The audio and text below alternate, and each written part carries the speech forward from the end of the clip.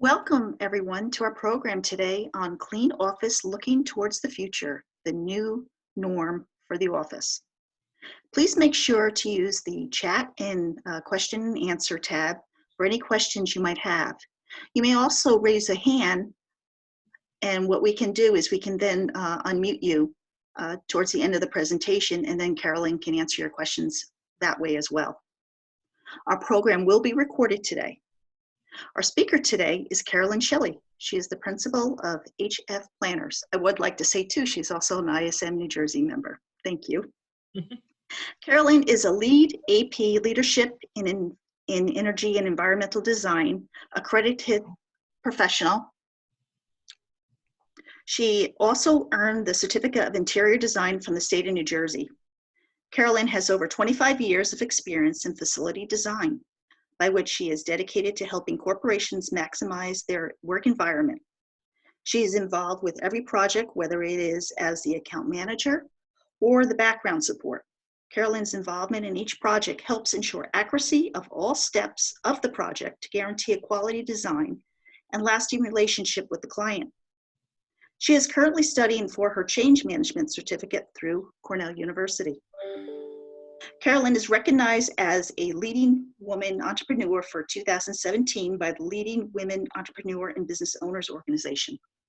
Additionally, she is an active member of the New Jersey IFMA and on the Gala Committee for the Cancer Hope Network.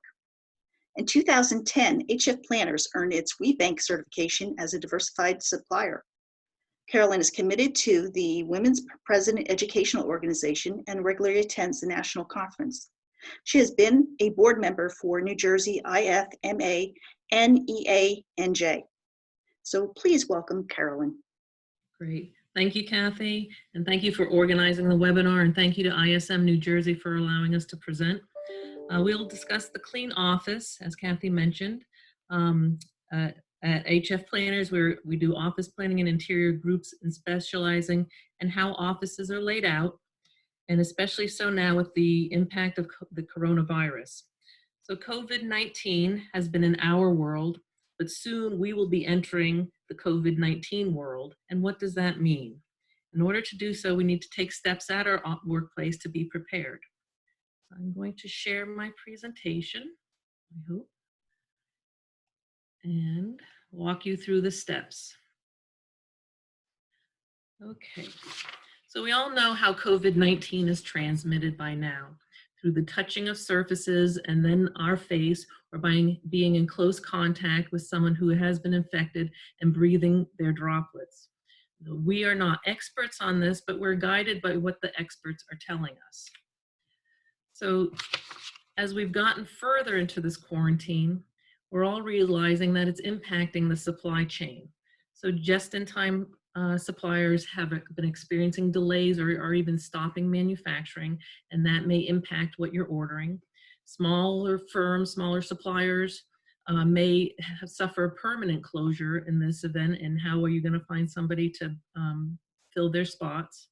Shipping and postal delivery, they're all working overtime now that everybody is ordering online, and how are they keeping up with demand?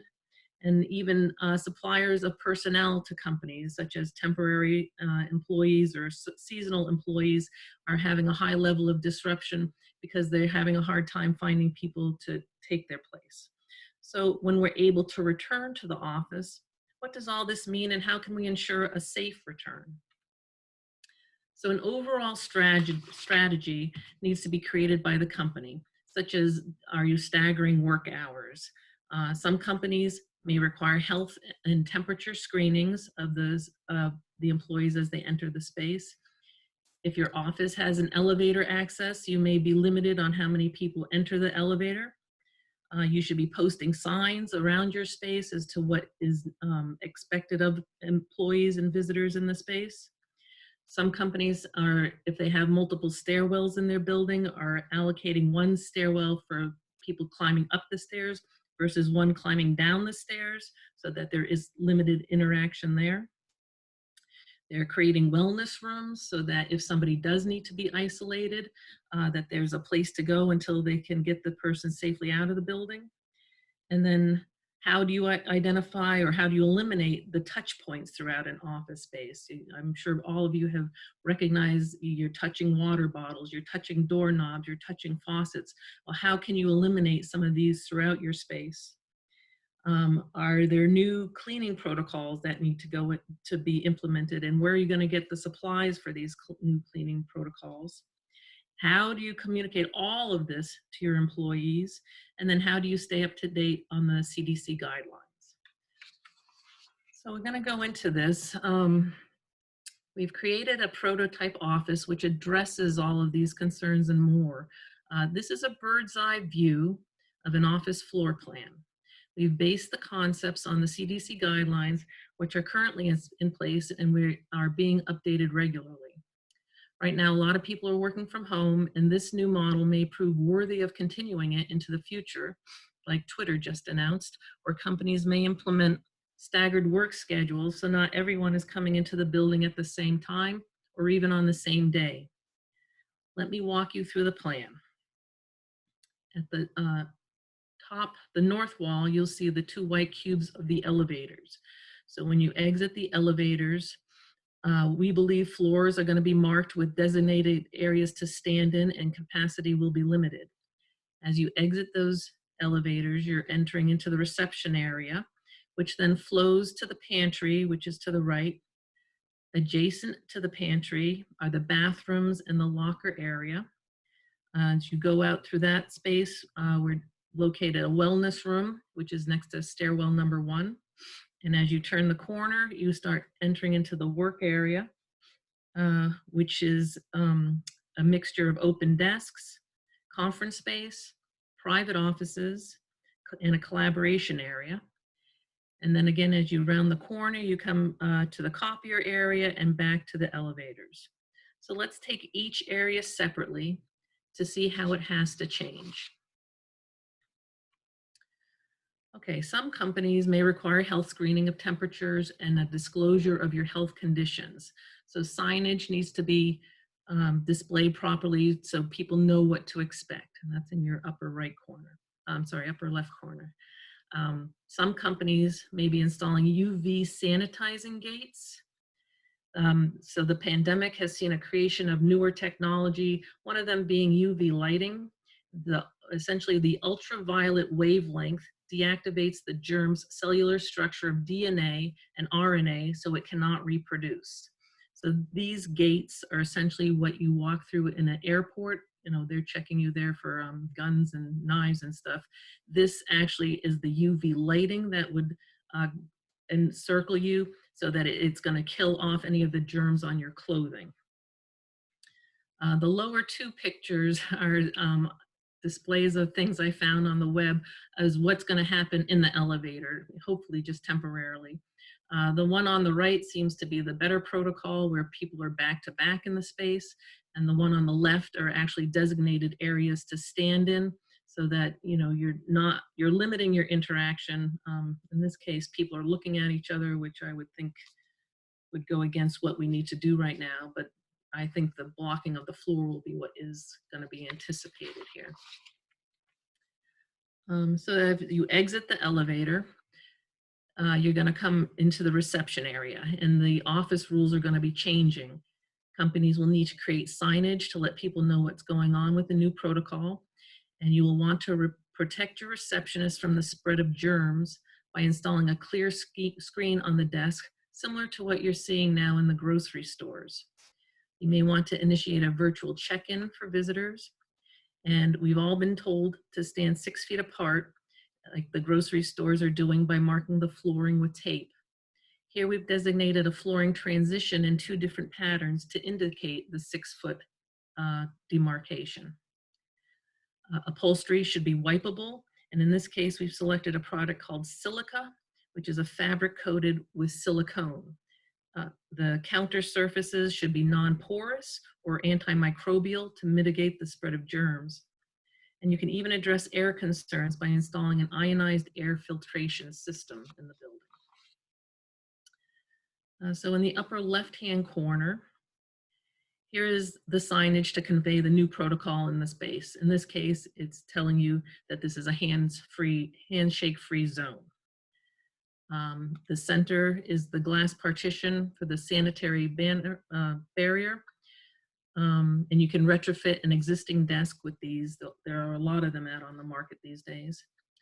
On the upper right, all surfaces, such as desks, should be made of non-porous materials. Wood is porous, so that it would hold the germs.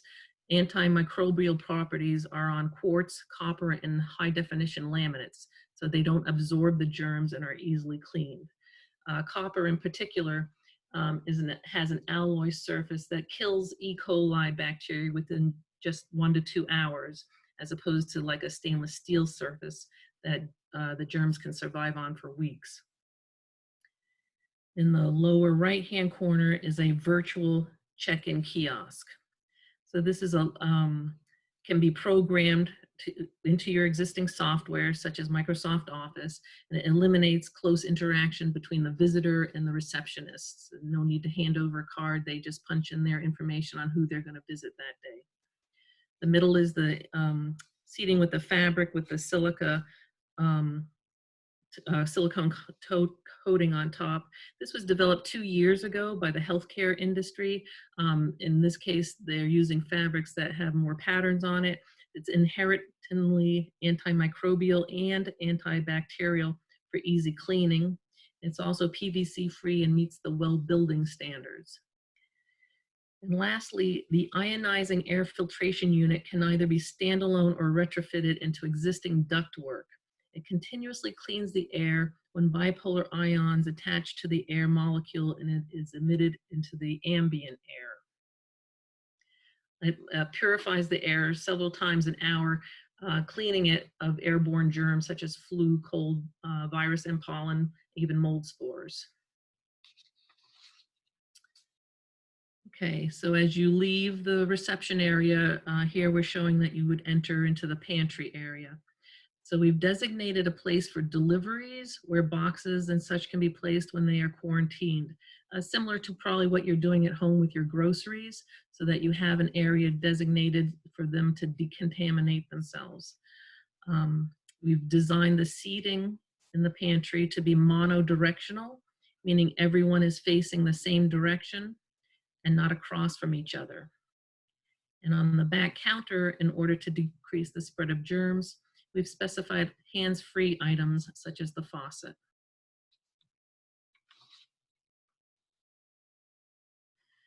We've included in the upper left here a clear view refrigerator to easily see if there's creamer in there still for your morning coffee, so you don't have to open the door until you know it's there. The upper middle is a plastic stool at the counter, and it's made out of recycled water bottles, which is easily cleaned with disinfectant.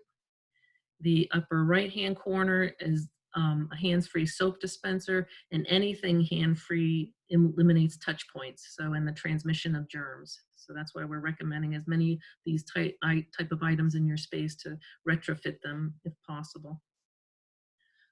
The use of open garbage receptacles, so nobody's opening a cabinet door or pushing a flap to throw something away, you're eliminating a touch point there. In the middle, the lower part is the hands-free faucet with a laminar flow. So this hands-free faucet mitigates another touch point, and this one is made by LK and has copper piping up to the spout with a laminar flow for antimicrobial protection, which prevents water from being trapped inside the aerator after being turned off. Trapped water can contain germs, and this helps to mitigate them. And then finally, we're recommending using single-use kitchenware or disposable kitchenware instead of cups and silverware that may go into a dishwasher. You know, you have to open the dishwasher, you have to put your dirty cup in there, set it off to be cleaned, open the dishwasher and put it away. So by using temporarily, hopefully, the single-use kitchenware, this will eliminate the touch points there. So cleaning supplies procurement protocol. So you need to determine who in your space is going to need cleaning supplies. Is it the maintenance crew, employees, and visitors? What types of supplies are they going to need, and how much does the company supply versus the cleaning crew? So, and it ranges, from antiseptic wipes to personal protective equipment to bathroom supplies and common area supplies. And then most importantly, consider how and where you're going to lock down these supplies, as we all have seen the raids on the toilet paper in the grocery stores. Okay, as you leave the pantry, we're showing what we are calling a personal hygiene area, um, with bathrooms and lockers. For convenience, we're designed a hand washing station into this area since it backs up to the plumbing on the bathrooms. The bathroom entry, depending on the space, would be similar to the bathrooms at Newark Airport with the switchback entry. It eliminates the doors into the space. But if a door is still needed, there are pulls on the market that can help avoid being grasped with the hand. We continued the design on the floor, which includes the 6-foot carpet stripes to demarcate the space. And then the individual lockers on the left there have a keyless entry to them. To access lockers, an app can be put on your phone for keyless entry. The middle upper one is a graspless door opener that you use by fitting your forearm in front of the handle to pull it open, so you're eliminating that touch point. This one is called a Sanit grasp door opener. The upper right, again, we're stressing the importance of non-porous counters, like at the sink area that we're recommending. Again, a hands-free lavatory faucet with a hands-free soap dispenser. The hands-free lavatory faucet, we would highly recommend that you get it an outlet to plug into, as opposed to using batteries. Batteries run out pretty quickly, and this way you're not, looking at Thursday mornings at 10 a.m. where you're going to get the battery so you can wash your hands. And then on the left is a hands-free paper towel dispenser. So when you go into the bathroom, there's going to be a whole new protocol there. And not that I go into men's bathrooms very often, but I found this picture that shows the markings of how to promote social distancing in men's room. So the red marks indicate don't use that or stay away from it. And the right side is UVC lighting above bathroom sinks. So going back to the UVC technology and how it kills off the germ structure. In this case, it's a UVC light, so you're not supposed to have contact with that as a person. That can burn your skin, but this would wait until you leave the room. A motion sensor would turn it on and essentially clean the sink and the faucet, and then as somebody entered the room, it would turn it off again. And then again, the signage, make sure people are washing their hands. I would hope you don't have to tell them anymore, but in this case, to post the sign can't hurt anything.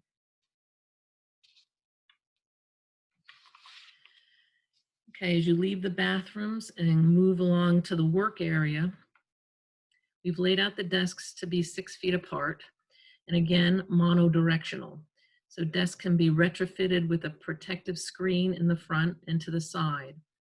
In the back of the rendering, we've designed a green wall-hung cabinet, which is localized sanitation station, complete with hand sanitizer, wipes, and PPE.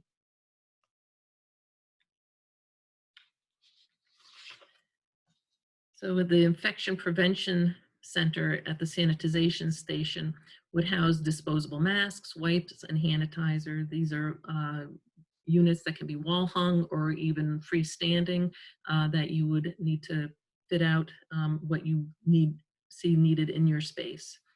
The upper right is a desk screen that can be retrofitted onto an existing desk. In the lower right is a movable screen on wheels, which allows the user to take the screen with them if necessary. There are hands-free garbage cans on the market, and this one could be located near the sanitization station. They're battery operated, and the lid opens when you wave your hand over it, and then it closes on its own. And then in the lower left, a new workstation configuration shows the options on a desk setup if your current configuration doesn't allow for retrofitting, and we can certainly help design a layout that would work for you. Okay, and turning the corner along the left are the private offices. And again, we've designed the carpeting in front of them with this accent stripe every 6 feet. We're able to repurpose conference room furniture and decrease seating around it for an open meeting area.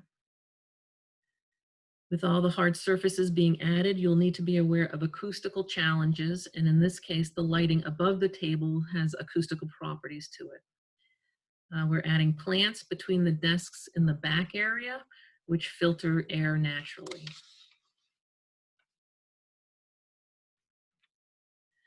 The plants act as a natural air filter by taking in carbon dioxide and releasing oxygen, which has a natural cooling effect on the space. The middle picture shows the barn door for offices. So we're using these because they are an easy open and close with just the push of an elbow. On the upper right-hand corner, we're including an acoustical pendant light fixture. So when clustered like we show them in the design, they tame noise distractions and mitigate privacy concerns. In the lower right-hand corner is an ultrasonic disinfection atomizer sterilizer. So basically, it disinfects antibiotic resistant and contagious organisms such as strep, MRSA, and anything that is multi-drug resistant organisms, as well as E. coli.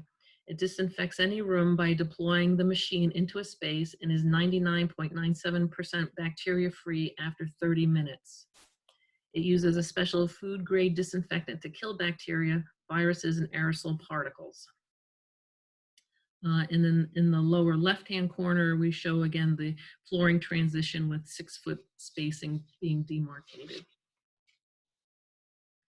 So other signage opportunities throughout the space include flooring decals that aren't permanent, that these are essentially taped onto the floor and can be removed hopefully at some point. The upper right-hand corner, you're going to need to inform your employees how many people can be in a room. So if you have an conference room that used to sit 16 people, we're recommending to eliminate every other chair. So by telling people, hey, you can only have 8 people in this room now, some firms have gone to the point of actually putting painter's tape across a chair if they don't have places to store the extra chairs so that nobody hopefully sits on the tape. The lower right-hand corner, as cleaning crews come through, they've been marking on the door, this room has been cleaned. So they'll put up a piece of tape on the door to indicate that it's cleaned so that there's a sense of comfort that something has happened in the space. And then on the lower left, there's signs on top of tables. In this case, this is a cafeteria that is promoting social distancing while you eat.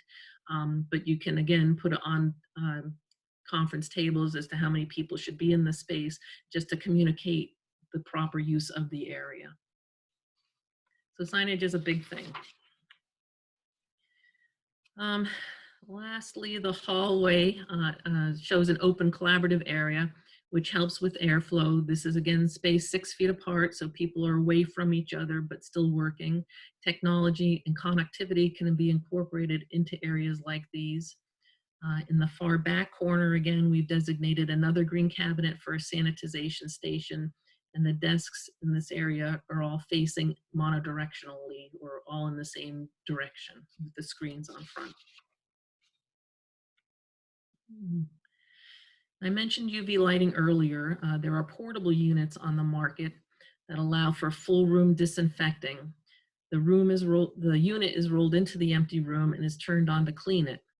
So the chart here shows you roughly how long the unit needs to be turned on based on how big the room is.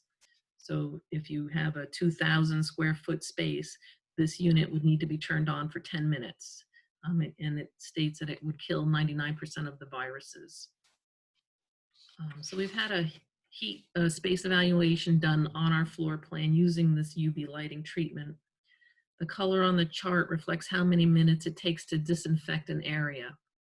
You can see the white areas in the colored floor plan are easily exposed and they are disinfected within a minute. With the tile in blue, it would take about 25 minutes. So with a 30-watt unit, and you wanted to do this area floor plan all at one time, you would need 16 carts and it would take about 15 minutes. If you only had one of these UV carts, you would have to set it up in 16 steps over a course of 4 hours to clean your place. Okay. So lastly, what does this mean in regards to you financially, and how much space do you need? So in 2019, we were designing spaces for our clients to fit as many people in it as possible, essentially 25 square feet per person, or a 5 by 5 area for a workstation. So now we're essentially recommending that you would double your workstation sizes for 50 square feet per person and space them out accordingly. Where at the 25 square feet per person, your circulation would give you about 102 square feet per person, circulation taking into consideration hallways and bathrooms and pantries. With the 50 square feet per person, you need 205 square feet for the circulation factor. I've heard other real estate professionals speculate that would be as high as 300 square feet per person, and effectively doubling the square footage that you're going to need. There are things you can do immediately, while other changes may need to be planned. So we're happy to come do an audit for your space to discuss your concerns and see how we can help implement them within your space. And with that, I'll turn back to Kathy to see if there are any questions. Thank you very much, Carolyn. Mhm. That was actually a lot of information for everybody. I do have two questions. The first one is from Jeffrey. This seems like it would be a large expense, like you had mentioned, to retrofitting existing facilities. If a business wanted to follow these recommendations, what do you believe the availability of these products are? Jeffrey, we're just starting to look into that. Even the screens we're finding out is like a 4-week lead time. So manufacturers are trying to ramp up. And again, there's limited access to their buildings to do this. New Jersey is, I believe, opening up some of the office space or non-essential construction on Monday. So I think that we're going to start seeing the ramp up of these products coming out, but the sooner an order is placed, probably the better, especially if we're all hoping to be back to work June 7th. Thank you. And a second question from Jeffrey. How often would you need to disinfect a room? Well, it depends on how many people are in the space, and how much it's being used. Like a conference room, if you're using that daily, I would even recommend wiping it down after every use, because people are touching surfaces and everything. The actual cleaning of the space depends, again, on how many people, but I think the more cautious you are and the more cleaning, the better your space is going to be. Thank you. Another question. Does the CDC issue recommendations for square footage per person? Not that I'm aware of. Yeah. Okay, thank you. Another question came in. With the introduction of clean keys and similar tools, how do you avoid cross-contamination with them after you have touched a potential contaminated surface? For example, if you put in a pocket after, when you retrieve it, could you touch the contaminated surface? Sure. I think it's going to be an awareness level that everyone is going to be stepping up. If you're home now and you have a spouse or a child or somebody else in the area, even like if you take out food and bring it home, okay, you're wiping the area. So, all right, let's compound that by adding 10 people into your workspace. And I think you're going to become very aware of what you're touching. And are you touching keys? Are you touching doorknobs? And do I need to wipe it? Do you need to keep the Clorox wipes more visible within the office space for people to access and wipe down either before or after they take or use something? So I think it's just going to be a learning process for all of us. Okay, thank you. Do you feel this will be the new norm? I hope not. I hope temporarily, maybe for a year, but I'm hopeful that the pharmaceutical companies come up with an antibiotic or vaccine that we can all be taking and move on with life, get back to normal. Oh, thank you very much. The last question I have up here is, will the UVC treatment fade carpets and fabrics over time? It should not, but that's a good question. I mean, it is a strong radiation going on in there. I haven't heard any studies on that, but I can certainly look into that. That's a good question. Okay, great. I think I saw one hand raised. Let me just look for it. I think that was Mark.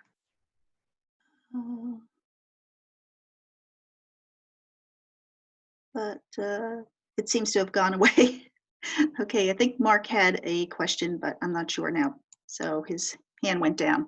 Oh, another question, never mind. Another question, are you seeing companies introduce monitoring roles to help enforce guidelines, cleaning, etc.? Oh, absolutely. You know, like a task force is being created. Typically, it's the facilities department that is heading these things because they're in contact with the cleaning people and the cafeteria crews and what should the new protocol be, and then marking the floors. I've seen even one company that has put directional arrows, so you walk into the space this side and leave the space the other side.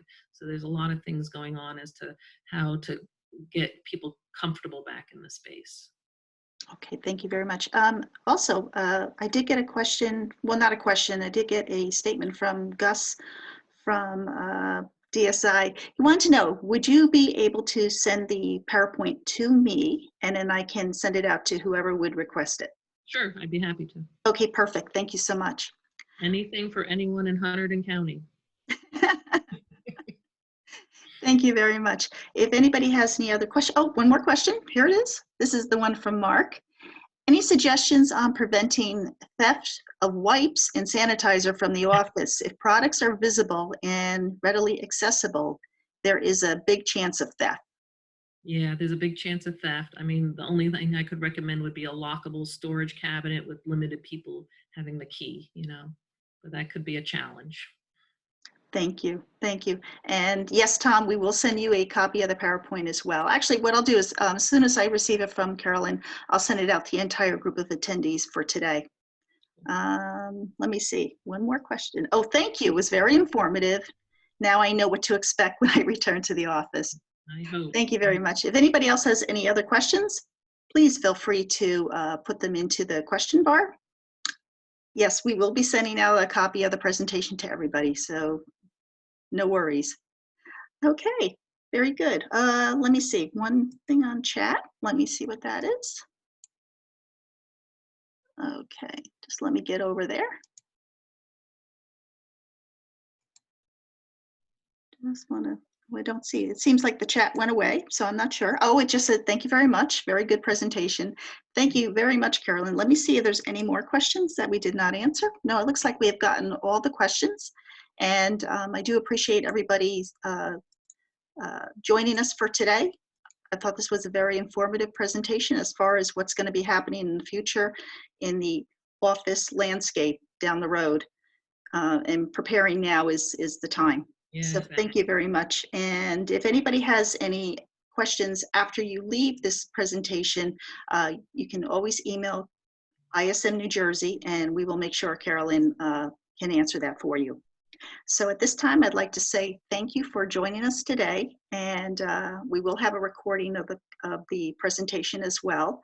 So if you would like to if you'd like to view it again, you know, you will have that opportunity.